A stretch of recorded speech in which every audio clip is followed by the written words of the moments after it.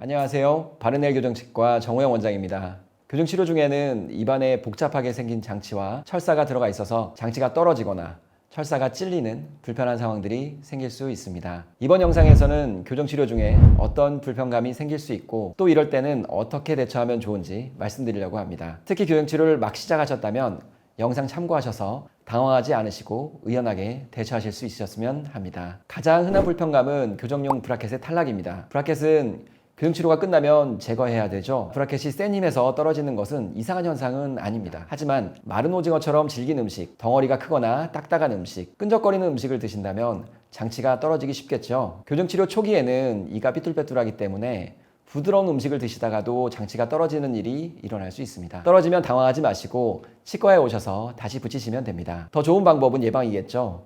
질기거나 끈적이는 음식을 피하고 덩어리가 큰 음식은 잘라서 드시고 브라켓에 익숙해질 때까지 식사를 여유 있게 천천히 하시는 것이 좋겠습니다. 두 번째로 흔한 불편감은 철사 찔림입니다. 삐뚤빼뚤한 치아가 가지런해지면서 치아에 붙어있는 브라켓 사이는 대부분 가까워질 수밖에 없습니다. 이 과정에서 철사가 뒤쪽으로 빠져나올 수 있습니다.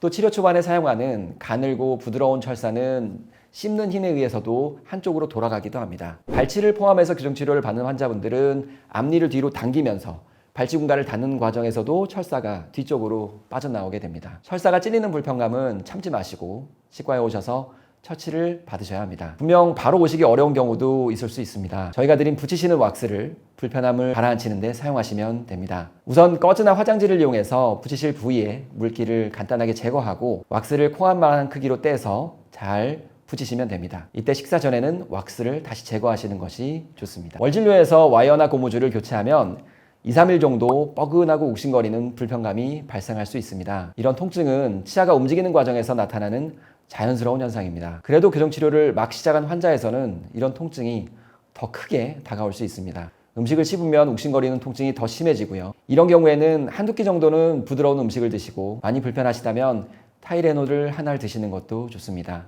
어떤 환자분들은 2, 3일이 지나면 통증이 가라앉는 게 정상인데 갑자기 예전에 아팠던 부위가 아니라 다른 부위에서 다시 통증이 나타난다고 하시는데 교정치료 과정에서 치아 이동은 한 번에 시작돼서 한 번에 끝나는 경우도 있지만 한쪽이 아프다가 가라앉은 후에 다른 쪽이 불편해지는 식으로 순차적으로 나타나는 경우도 있으며 이는 자연스러운 현상이에요. 교정치료 중에는 치아가 흔들리고 시린 불편감도 나타날 수 있습니다. 교정치료는 치아를 움직이는 과정이니까 이 과정에서 치아가 움직이려면 약간 흔들리는 게 정상이고요. 그 흔들림 자체가 문제가 되지는 않습니다. 시린 증상이 며칠 정도 일시적으로 나타났다가 사라지면 큰 문제가 되지는 않습니다. 하지만 일부러 치아를 흔들어 보거나 시린 증상이 있는지 확인하기 위해서 찬물을 대보는 것은 상태를 악화시킬 수 있어서 바람직하지 않아요. 시리거나 흔들리는 불편감이 나타났을 때는 가능하면 이런 불편감을 유발하는 자극을 피하시고 며칠간 증상이 지속되거나 점점 심해지는 것 같으면 연락 주시고 내원하셔서 점검을 받아보시는 것이 좋습니다. 교정치료 중에 장치가 씹혀서 떨어지는 상황을 막기 위해서 그리고 이가 거꾸로 물리는 상황을 해결하기 위해서 바이트를 올리는 경우가 흔히 있습니다. 이때 사용하는 파란색 바이트 레진은 씹으면서 닳아지고 편해질 수 있어야 합니다. 그리고 나중에 제거하기가 쉽도록 아주 단단하지는 않은 재료를 사용합니다. 그러다 보니 식사 중에 깨지거나 떨어지는 경우가 발생할 수 있습니다. 거꾸로 물리는 상황을 개선하기 위한 바이트는 대부분 환자분들에게 진료실에서 바이트가 떨어질 경우 바로 오시라고 안내를 드리고 있습니다. 또 양쪽에 바이트를 올렸는데 한쪽만 갑자기 깨지거나 떨어져서 불편함을 유발하는 경우에는 오셔서 처치를 받으시는 것이 좋습니다. 하지만 바이트가 일부분만 깨지거나 떨어져도 크게 불편하지 않으시면 그냥 월진료에서 처치를 받으셔도 괜찮아요. 마지막은 구내염입니다. 구내염은 평소에 잘생기시는 분들이 교정치료 중에도 반복해서 발생하는 경향이 있어서 교정치료가 남들보다 더 고생스러우실 수 있어요.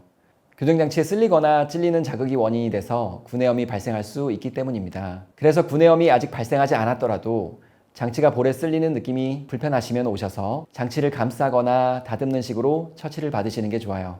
또 붙이는 왁스를 이용해서 이런 자극을 미리 차단하는 것도 좋은 방법입니다.